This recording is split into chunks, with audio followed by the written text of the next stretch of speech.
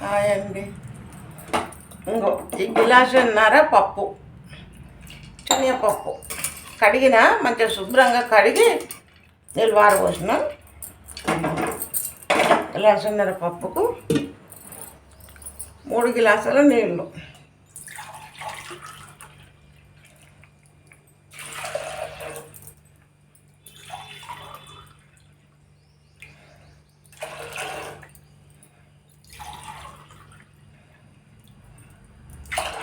మూడు గ్లాసుల నీళ్ళు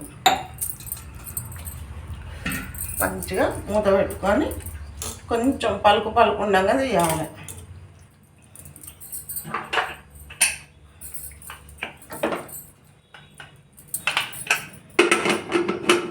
భక్షాలకి ఇది భక్షాలకు శనగపప్పు.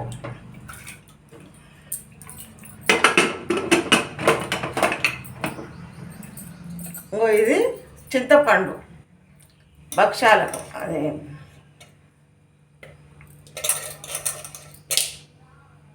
చేదు పులుపు ఒగరు అన్నీ వేసి చింతపండు బట్టి ఈ చింతపండుతో చేస్తా. ఇది యాపపూత చేస్తా.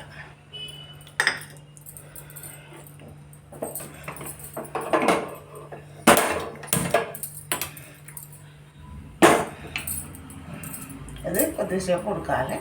ఉడికినాక కొద్దిగా పలుకుండంగా తీసి జల్లట్లో పోసి అంపాలి.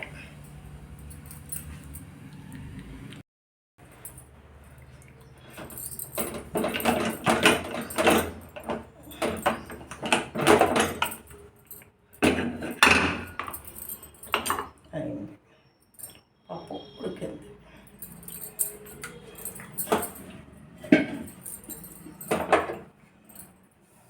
పోసుకోవాలి.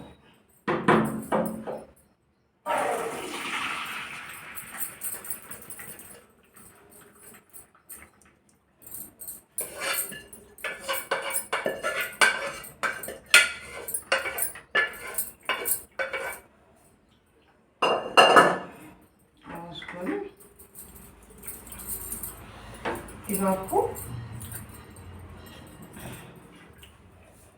పప్పును ఈ బెల్లం వేసి ఇలాచి పొడి బెల్లం వేసి బాగా దగ్గర మెత్తగా చేయాలి. పప్పు రుద్దాలి. రుద్ది పక్కన పెట్టుకొని పిండి పిసుకు చేయాలి. వస్తాయి ఇలా. ఇది ఇలాచి పొడి.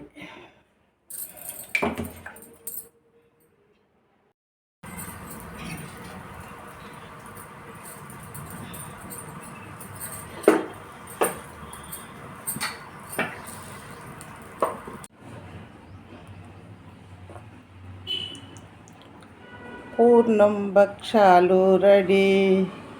ఉగాది పచ్చడి రెడీ. భక్షాలు రెడీ. నెయ్యి పోసి చేసినాయి భక్షాలు.